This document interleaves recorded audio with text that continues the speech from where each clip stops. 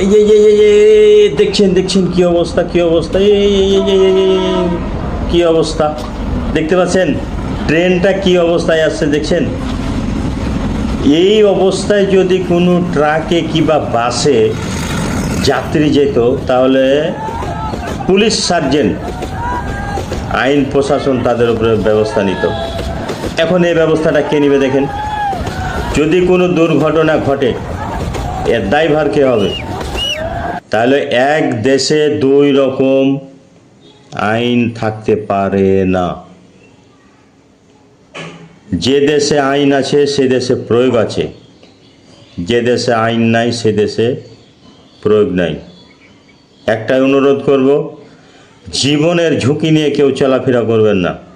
একটি দুর্ঘটনা সারা জীবনের কান্না। ভালো থাকুন, সুস্থ থাকুন। আসসালামু আলাইকুম।